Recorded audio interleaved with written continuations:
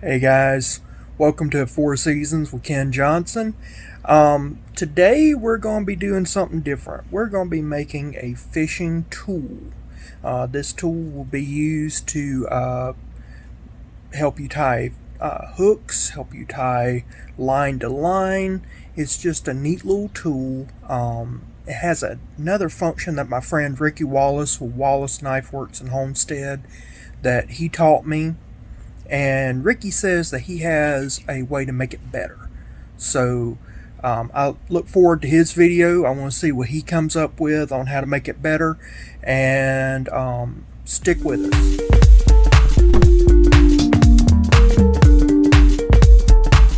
Pardon the noise, guys. This is a busy part of town, but I've got to go to the hardware store for the first part of this tutorial on how to make a fishing tool. So the first thing that we need for this project, I'm going to get some 120 grit garnet sandpaper. The main reason why I'm doing 120 grit is that I want something that's going to sand this down very quickly. I'm not worried about smoothness. In fact, I need a little bit of roughness. So 120 grit's going to be the one to go with, and I'm using the Gator. I've used it before. It's pretty decent sandpaper. Not the best in the world, but it ain't bad. Okay, again, I apologize for the noise, but as you can see, we're at the Dollar Tree where we're going to pay for a $1.25 item that will be used for a fishing tool that'll be worth $10 by the time I'm done with it. See you in a second. Okay, I apologize for the noise, but there's a lot of people in this store, but we're in the Dollar Tree and I am in the Cosmetic Section. And what I'm doing is I'm going to be getting this item right here. It is a brow and lash comb, and that's going to be our $1.25 item that I will be turning into a $10 fishing tool. Watch closely. Are we ready for the Dollar Tree fishing hack? Yes. So I have got a Wet and Wild brand brow and lash comb, and we're going to be turning this into a high dollar fishing tool. So we paid $1.25 because the Dollar Tree is no longer $1 anymore. I won't even go into there, and I'll show you how to do this in just a second, but first we got to get out of the pack. Alright, I'm saving this. I took the piece of cardboard insert, the advertising, that's going into a junk. But this right here, this will protect it. This part right here is going away. So we'll take this off. I'm going to put this to the side for later. But now we're going to work on this. I'll show you what we're going to do. Stage one is taking the head of this off. And this part, it just pops off. There's now a tube. It's hard to see, but there's the tube. We'll take this tube off and go from there. That will require my handy dandy knife. So we'll just kind of, this tube is metal. So that's messing up my knife a little bit. I really don't want to do that. I wasn't expecting it to be metal. So what we'll do is get some pliers here and pull this off. Be right back. Okay, so all you do is loosen up a little bit and pull it out with your pliers, and you're done there.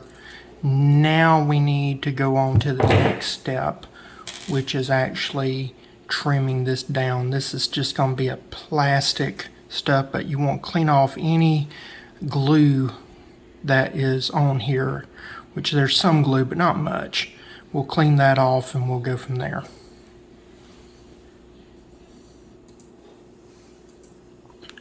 So right here, what I'm going to do is just kind of take my knife and whittle this down a little bit. Sorry for the shaking, but this is plastic and that knife is sliding on the plastic a little bit, so I'll try to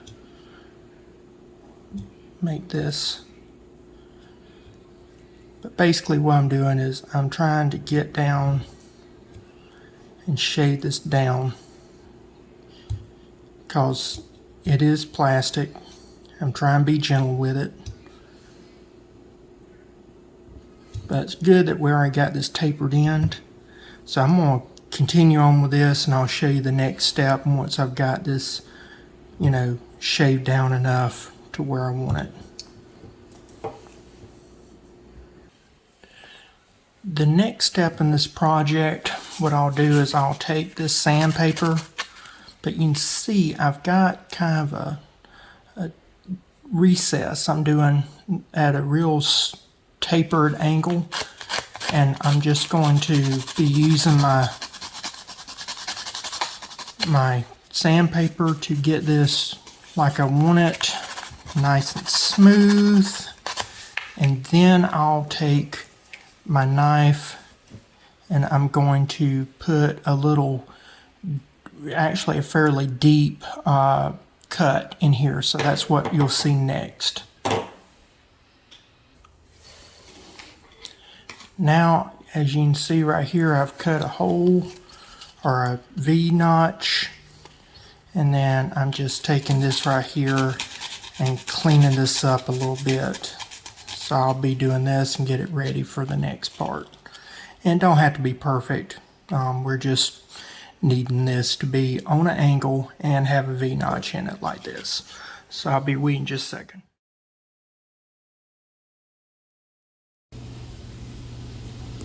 Alright, so I'm going to try to zoom in the best I can on here. But I wanted to show you what I did. This is the back, and I just took a piece of sandpaper here and just folded it up, and I kind of did a back groove. I cut a groove. I did a front groove that's much longer, probably not even a ½ inch long on this one, and then I tapered this so you can see the tapers. And so now we're ready to actually use this. So this is one part, this is the other part, and I did nothing on this, it already came this way. And so together we now have our little multi-tool for fishing, and I'll show you how this works. Okay, so now we got this ready to go. What I'm going to do is put my hook right here. I'm going to hold the hook with my thumb. I'm going to take a piece of line and I'm going to lay it like this. If I can get my, like that. Now I'm going to wrap 1, 2, 3, 4, 5. Run it underneath all these wraps. That's the reason for the groove. Again, I'm all thumbs right now, but there we go. Run it through the groove. Do like that. And now we do like that. Now, we got the hook. It's wrapped around. Cinch it up like that. Take this right here. Pull it tight. And now take the clippers and you clip it off. Again, I'm on video, so I'm all thumbs. But now you can see it's a shank wrapped hook. And so somebody that's not used to tying a hook or whatever, it's perfect for that. But let me show you. But wait, there's more. Hold on. Okay, so much like the other project we did with the knot. Go ahead and do this. Go ahead and do the wraps. Nothing special there. We run it under the groove that we created. So I'm going to slide this down a little bit so that it'll go through that groove a lot better. Hope you can see that.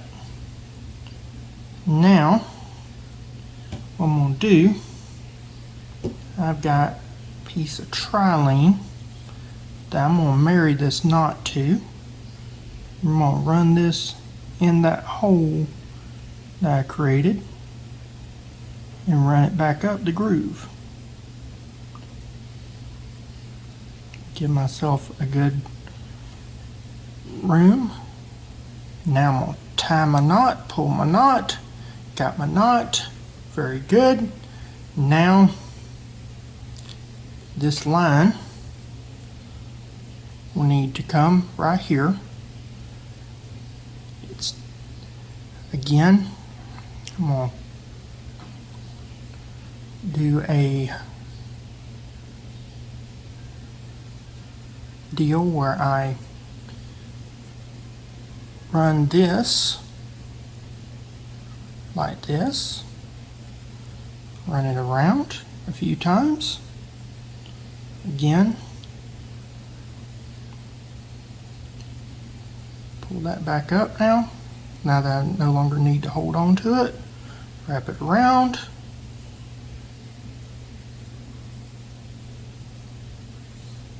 And run it through the little gap right here.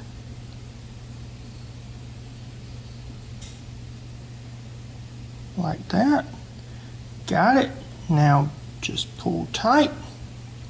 Alright, now all you gotta do, pull these two together, and I've got a married set of knots. I don't know if you can see that or not, but there is the married sets of knots. See if I can zoom in a little bit better. Alright, now make sure you know where the ends are, which the ends are right here. And get both of those, and you clip them off with, I'll zoom out a little bit so you can see it. You clip them off with your clippers.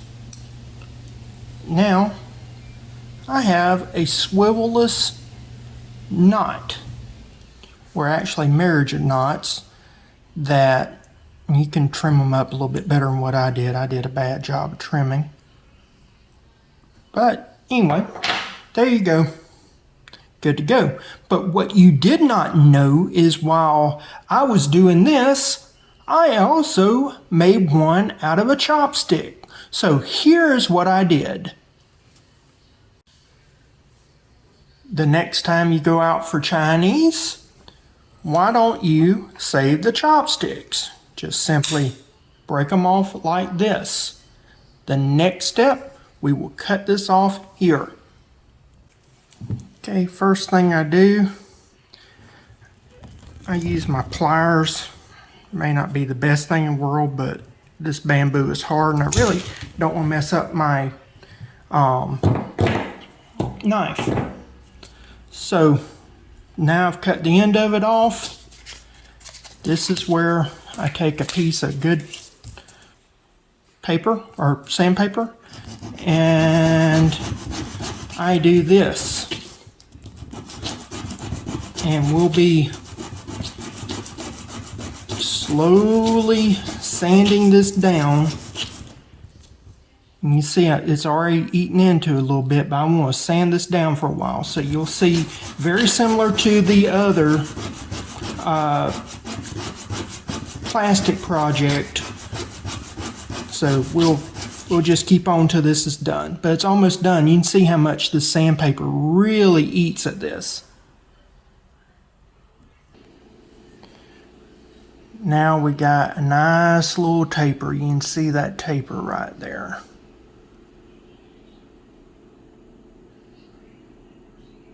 So now I'm going to take sandpaper and I'm going to be making a groove and also grooving out this area as well. So I'll be back in a minute to show you that. Okay, so as we see here, same thing as the other. Just did a little V-cut with sandpapering, and now we'll go ahead and use some of our fire line, Cajun fire line. We'll go ahead and do our normal wrap process.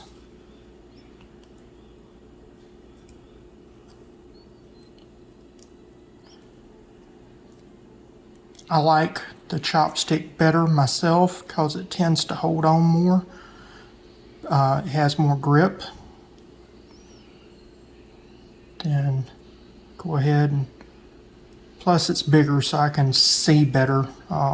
My eyes are not what they used to be.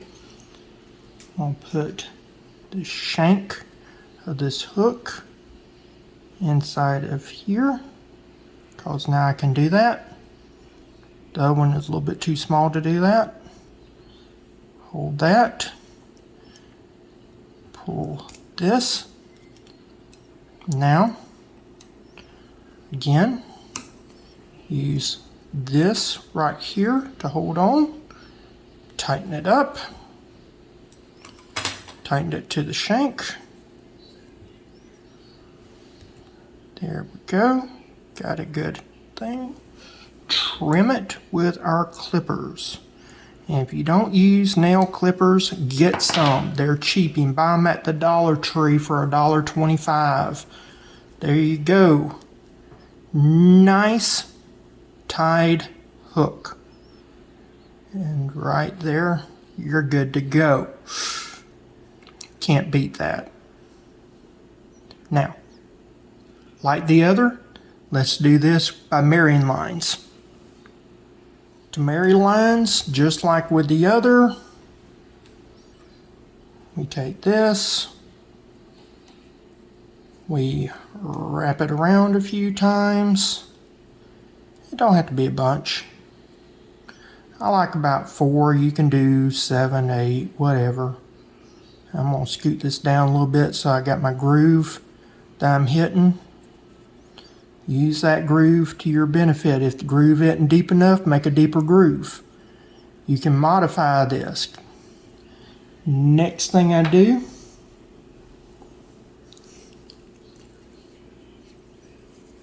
take this trilene, which is very difficult to hold on to. It's so limber, and run it up the groove. Again, make sure you have a good groove. That's critical. If you don't have a groove, put a groove in. Alright. Now I've done that. Comes off. Tie your knot. Got my knot. Now, turn this over. Put your line over here. Hold on to it.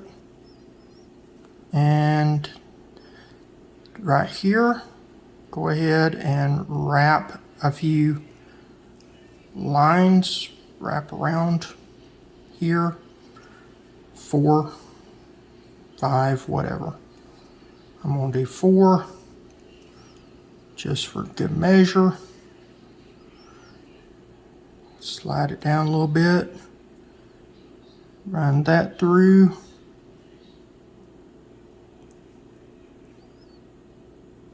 Like that,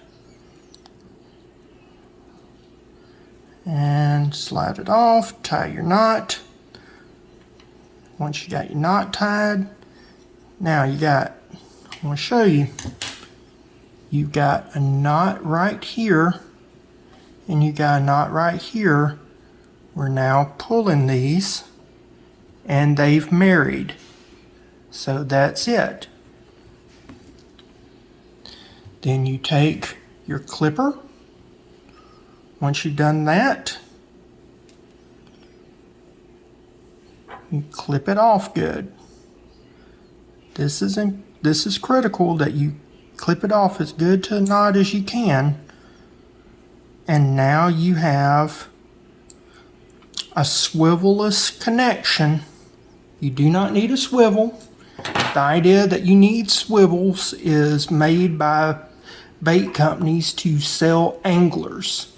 It is no harder to do what I just did. And really you don't need this tool once you learn some knots, but this tool makes it a lot easier. Now people will say, Ken, what's the other part, this other part for? Because you got both of them. All right. Well, that is actually because of the hook. And let me show you how this works. Let's imagine that we've got this hook inside of a mouth of a fish.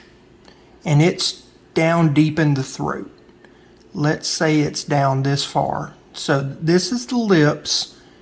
Trying to get pliers in, especially panfish, is very difficult. And some fish, really, they're just too toothy. So what you can do, take and run this in. Just hold on to the line and you twist the fish. So you just hold it down, just twist the fish, twist the fish, twist the fish, twist the fish. And what happens is it gets caught, and as the fish is twisting, it will come undone. So you just stick this in its mouth, put the line close to the stick as you can, just keep twisting, and you shove it down as deep as you can in so that that hook is wrapped in and gets tangled on that.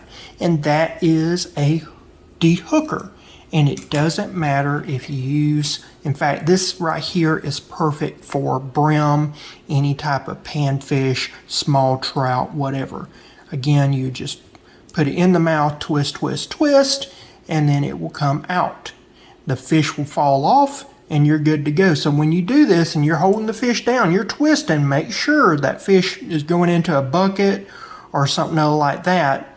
But this is really good for deep throat hooks, anything of that nature.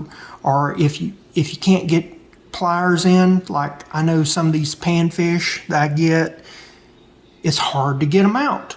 This works great. And of course, we have some toothy critters here in Florida. And if you got toothy critters, they can chomp on this chopstick all they want. I'll make more with chopsticks. I eat enough Chinese. I can get chopsticks for next to nothing. In fact, nothing. And then they can chew on that, and then I can dehook them, and my fingers are not being bit on. So, neat little multi-tool. I hope you like it.